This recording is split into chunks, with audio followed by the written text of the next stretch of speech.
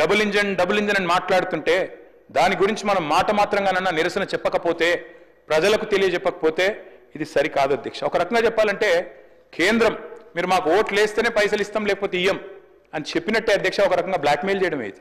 కాబట్టి this is anti federal spirit అని చెప్పక తప్పదు అధ్యక్ష. మన కేంద్ర బడ్జెట్ పెట్టారు February 1 నాడు. నిజంగా చాలామంది చూసి ఆశ్చర్యపోయినారు. అందులో తెలంగాణ అన్న పదం కూడా వినబడలేదు ఎక్కడ కూడా. అందరూ చాలామంది మిత్రులు అన్నారు అధ్యక్ష చూడంగానే, ఢిల్లీ బీహార్ బడ్జెట్ ఇది, ఈ రెండు రాష్ట్రాల్లో ఎన్నికలు ఉన్నాయి కాబట్టి ఆ రెండు రాష్ట్రాల కోసమే పెట్టినట్టుగా ఉన్నది అని చెప్పి మాట్లాడిన వాళ్ళు కూడా ఉన్నారు అధ్యక్ష.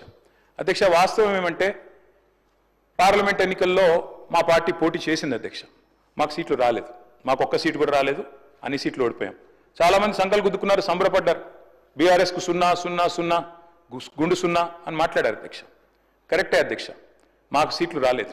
8 సీట్లు కాంగ్రెస్ పార్టీకి వచ్చినాయి, 8 సీట్లు బీజేపీకి వచ్చినాయి, 1 మజ్లిస్ పార్టీ గెలిచింది. కానీ వాస్తవం ఏంది అధ్యక్ష, మాకు వచ్చింది 0నే కరెక్టే పార్లమెంట్ ఎన్నికల్లో.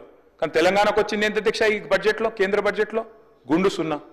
8 + 8 నార్మల్గా అయితే 16, కానీ ఇక్కడికి వచ్చే వరకు మాత్రం 8 + 8 ఖచ్చితంగా గుండు 0 అయిందని చెప్పక తప్పడం లేదు అధ్యక్ష. అధ్యక్ష నేను పెద్దలు డిప్యూటీ సీఎం గారికి గౌరవనీయులైన సహచర శాసనసభ్యులకు నేను విజ్ఞప్తి చేస్తా ఉన్నా అధ్యక్ష. అధ్యక్ష పోరాడితే పోయేదేమీ లేదు, బానిస సంఖ్యలు తప్ప అని ఒక మహాకవి అన్నారు. అట్లాగే కొట్లాడకపోతే కేంద్రం కూడా మనకు వినదు అధ్యక్ష, మనతో మాట్లాడదు, మనం అడిగినవి కూడా చేయదు. అడగందే అమ్మ కూడా బోవ పెట్టదంటారు అధ్యక్ష. అట్లే మనం కూడా కొట్లాడాల్సిందే, పోరాడాల్సిందే. దానికోసం మేము కూడా కలిసి రావడానికి సిద్ధంగా ఉన్నాం. డిప్యూటీ సీఎం గారికి ప్రభుత్వానికి కూడా నేను తెలియజేస్తా ఉన్నా. ముఖ్యమంత్రి గారు మాట్లాడుతూ అప్పుడప్పుడు అంటారు అధ్యక్ష సఖ్యతగా ఉండాలి, సత్సంబంధాలు మెయింటైన్ చేయాలి. మేము కూడా చేసినాం సార్. 2014 నుంచి 2020 సంవత్సరం దాకా 6 సంవత్సరాల పాటు సఖ్యతతో ఉండి సాధించుకునే ప్రయత్నం మేము కూడా చేసినాం.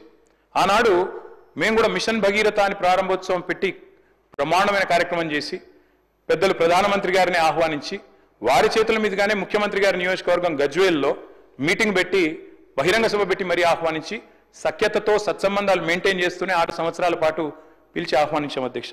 కానీ ఏమైంది అధ్యక్ష, ఏం జరిగింది, ఏం ఒరిగింది తెలంగాణ కేంద్రం నుంచి? దేశానికే దారి చూపెట్టి ఎన్నో పథకాలు ప్రవేశపెట్టినా కేంద్రం మాత్రం చిల్లి గవ్వ కూడా మనకు విధించలేదు. ఇంతకుముందు ముఖ్యమంత్రి గారు చెప్పారు పన్నుల రూపంలో రూపాయి ఇక్కడి నుంచి పోతుంటే మనకు తిరిగి 42 పైసలే వస్తున్నదని. అది వాస్తవం అధ్యక్ష, రావడం లేదు. మనం ఇస్తున్నది ఎక్కువ, వారు తిరిగి ఇస్తున్నది తక్కువ. కాపీ కొట్టిన అధ్యక్ష మన పథకాలు ఎన్నో. ఒక ప్రోగ్రెసివ్ స్టేట్గా తెలంగాణ పెట్టిన పథకాలు, రైతు బంధు అనే పథకం దేశంలో ఎక్కడ పెట్టలేదు అధ్యక్ష ఎవరు 75 ఏళ్లలో. మరి ఆనాడు కేసీఆర్ గారి నాయకత్వంలో తెలంగాణ ప్రభుత్వంలో మనం రైతు బంధు ప్రవేశపెట్టిన తర్వాత 2 ఏళ్ల తర్వాత దాన్ని కాపీ కొట్టి కేంద్రంలో PM కిసాన్ అనే ప్రోగ్రాం పెట్టారు. మిషన్ కాకతీయ ఆనాడు టీఆర్ఎస్ ప్రభుత్వం తీసుకొస్తే దాన్ని కాపీ కొట్టి అమృత్ సరోవర్ అనే పథకం తీసుకొచ్చారు. మిషన్ భగీరథ అని మనం ఇక్కడ పెడితే హర్ ఘర్ జల్ అని తర్వాత వాళ్ళు కూడా తీసుకున్నారు.